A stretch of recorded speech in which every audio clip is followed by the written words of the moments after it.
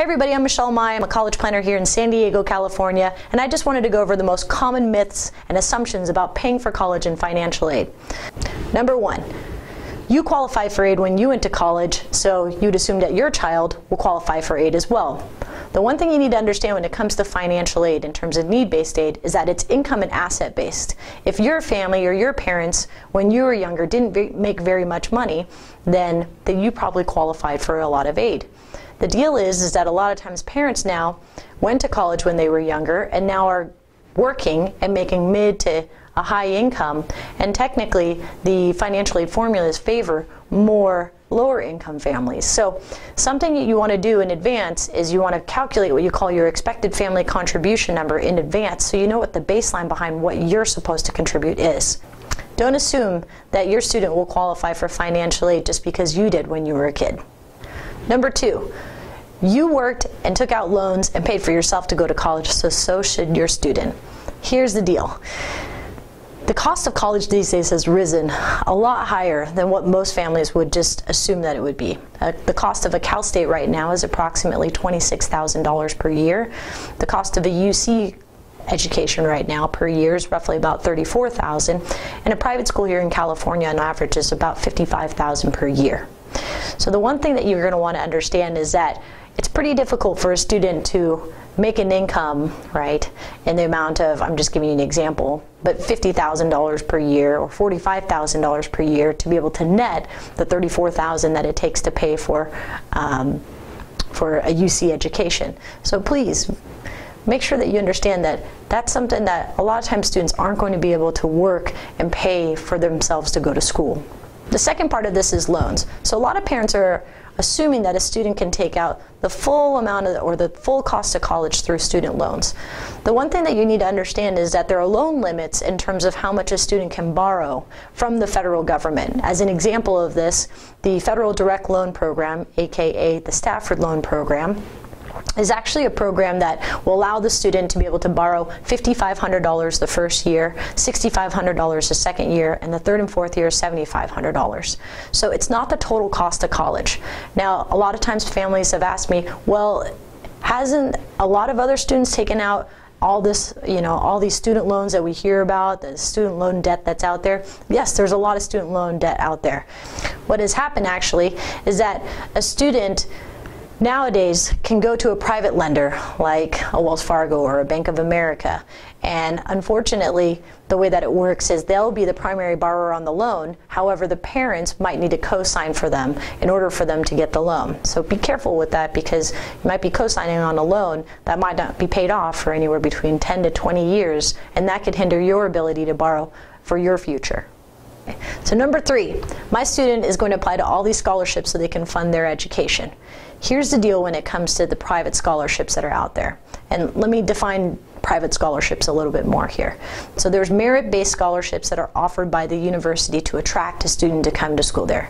Then you have your need-based scholarships, which are scholarships that are offered based upon the parents' income and assets and their need in terms of money to be able to go to the school. And then you have your private scholarships. So these are all the scholarships that a student would apply for separately outside of their application for college. So as an example, maybe Sunkist or Coca-Cola has a scholarship, or any for-profit or non-profit organization would actually have these scholarships that the student would actually have to fill out an application for, as well as maybe write an essay. My take is that you can apply but don't rely. In other words, you just never know if you're going to win them or not, so don't rely on that money, okay? So please, apply but don't rely. As an example of this, we've had students that have come in with their parents, and maybe they'll go 2 for 2. So they apply to 2 scholarships and they win 2 scholarships, okay? And on the flip side there, they might apply to, well actually I'm going to give you an example. It's one of the clients that I had that came in and said, hey, for my first child we applied to 50 different scholarships and we got none. So she literally said that she had a scholarship sweatshop in her house. So just keep that in mind, because I find that you should apply for these, you know what I mean? Any money is good money. However, don't rely on that to fund their education, because you never know if you're going to win them. Number 4, here's a common myth that A lot of parents come in and ask me this question, but they'll say, hey, I heard that my retirement accounts don't count against me in the financial aid formula, so what I'm going to do is increase my contribution towards retirement into their 401k or their IRAs or their Roth IRAs. So here's the deal. If it's a pre-tax dollar retirement account, you're right, they're not going to count the actual value of your retirement account. However, the year before you apply for financial aid, okay, what they're going to do is they're going to ask about your income. So they're going to ask about your taxable income, but they're going to also ask about your non-taxable income. They're going to take the contributions that you put into your retirement account and they're actually going to add it back into your taxable income. Why? Because they still see this as a resource to pay for college. It was just your voluntary decision to put that into retirement. I know it's not a fair formula, but just keep that in mind. So don't use that as an actual college funding or college strategy for funding college or to try to qualify for more financial aid, because a lot of times the universities will ask you for a copy of your W-2, and on there it'll show how much you contributed towards your retirement account. So keep that in mind. Number 5, okay, I won't claim my child on my tax return so that they can appear independent, so that way they can qualify for more financial aid. Be careful with that one, because just because you don't put them on your taxes or don't claim them as a dependent doesn't mean that the financial aid offices will see them as independent of you. So what I mean by that is that a lot of times students have to file taxes, so they won't be actually on their parents' tax returns, right? Well, the deal is that the financial aid forms actually have these dependency questions. The main thing that you need to understand is that if the students are over 24, they're independent. If they're under 24 and they're not married, they're not in the military, they don't have their own children, they're not emancipated, then technically they're going to ask for the parents' information in terms of their income and assets. Okay, if they are in graduate school, they are technically independent of the parents. But the one thing I will say is sometimes parents will say, well, I'm just going to emancipate my child. One thing that you need to consider with this one is that technically they need to be off your taxes for a couple years, and they have to also prove financial independence. So they could ask for the student's bank records to see if there's any money coming in from their parents. So please be careful with this one too. All right, number 6 and the final one here. A lot of parents are just coming in and going, what do you think of the community college system? Do you think this is going to help me save on paying for college? Should I put my student through this program? Will it guarantee acceptance into the UC system or into a Cal State system? Look, you're right. If they go to community college for 2 years, it's going to be cheaper. But there are a few things that you need to understand about this and to see really if it's the right fit for your family and your student. So just keep in mind that the community colleges, if you thought the UCs and the state schools were crowded, so are the community colleges. So the student needs to understand that it's an independent program, right? So that means that they're going to go to college, they need to learn to do things on their own.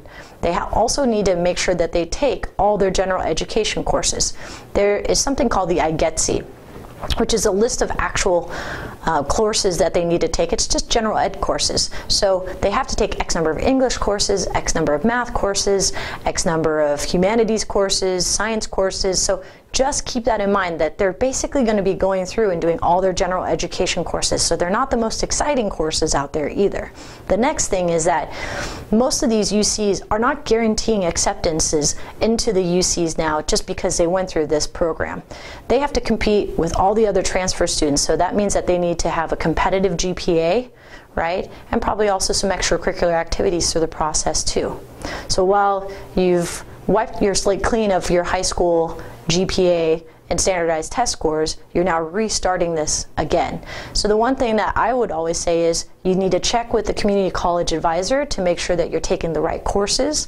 And then secondly, you need to look into the schools that you're interested in attending, and look into the majors that you're interested in majoring in, and find out what the requirements are to get into the school. So in other words, at UCLA, they have a minimum of a 3.4 to get in, but the average student that's getting accepted has a 3.6. You're going to want your student to understand that in advance, so that way they can make sure that they're trending so that they can get into the school of their choice. Okay. Also, if you're looking at a certain department, like an engineering department, they might have certain math requirements that they want the student to have already taken before they actually transfer into that department. So look into these things early in the process, okay?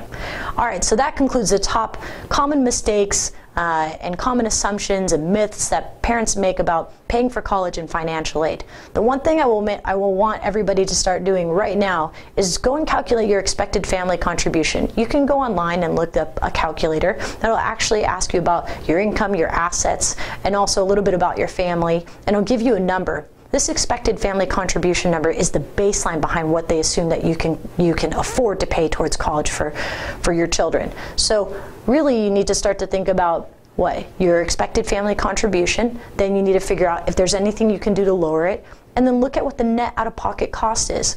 Sometimes for families, especially in our area over here, the expected family contribution could be over $20,000 per year, sometimes $25,000, sometimes $30,000. You want to know this in advance so you can start to create the right funding plan to be able to pay the difference for all your kids to go to school. Create your plan now. To close it out here, college funding isn't something to be taken lightly. With the large cost of college today and the increase in college every single year, you should be seeking out some sort of advisor to actually start to map out a strategic, confident, and efficient plan for you to pay for college. Okay? Start looking into this now. If you have questions about how we could potentially help your family, contact us for a complimentary consultation. You can contact us via email at info@collegeplanningsource.com. You can find out more about what we do at our website, collegeplanningsource.com, or you can call us by dialing 858-676-0700. See you soon.